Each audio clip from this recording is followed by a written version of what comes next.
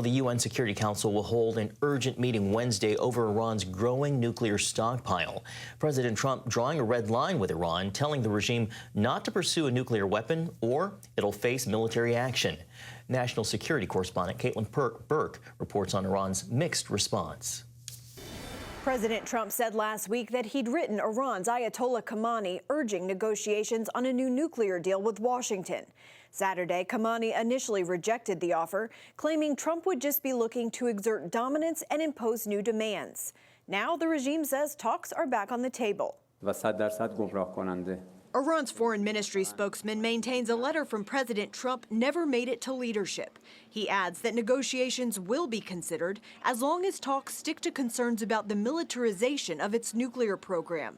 While Iran's messaging appears unclear, in an interview with Fox News, President Trump says the regime is running out of time. The time is happening now. The time is coming up. Something's going to happen one way or the other. Former State Department advisor Gabriel Nerona, now with Polaris National Security, says the regime isn't in a position to ignore the offer of diplomacy. Their proxies in Iraq are starting to show signs of weakening. Syria is gone.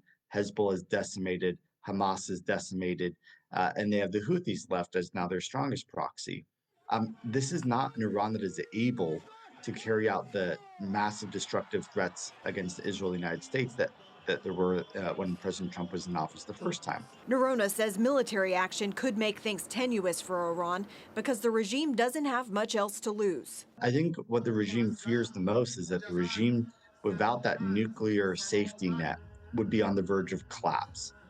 And that if the Israel and the United States are striking its programs, that the Iranian people would rise up. And so they're going to be prepared to do absolutely anything in their power to respond in the event of an attack. According to the latest report from the International Atomic Energy Agency, Iran's enriched uranium is up to 60% purity near weapons grade, and it could have enough for as many as 6 bombs. The agency now warns the situation is of serious concern and time for diplomacy is running out. President Trump, as well as all of his predecessors, have said they will not permit Iran to get a nuclear weapon. Iran is on the threshold now, really on the threshold of a nuclear weapon. And so the implicit threat is that military force is the alternative if Iran is not willing to come to the table and resolve this peacefully. Iran, China, and Russia kicked off annual joint military exercises Monday in the Gulf of Oman.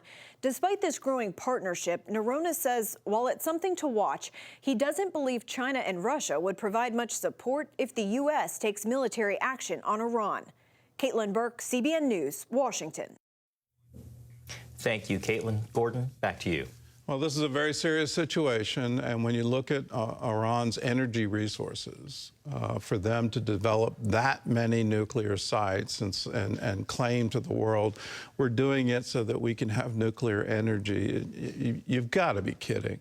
The whole purpose of that nuclear program is to develop a nuclear weapon. It's been on the table for decades now, and we already know the first thing they'll do with that weapon is fire it against Tel Aviv. This is an existential threat to Israel. It's an existential threat to peace.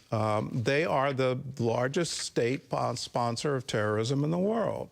Whether it's Hezbollah or Hamas or the Houthis or what's going on in Iraq, and what's currently going on in Syria, all of these things, the money trail goes back to Iran and Qatar. And when you look at it that way, what do you think they're going to do if they acquire these kinds of weapons? Well, they're absolutely going to use them, and they want to be the dominant power in the Middle East.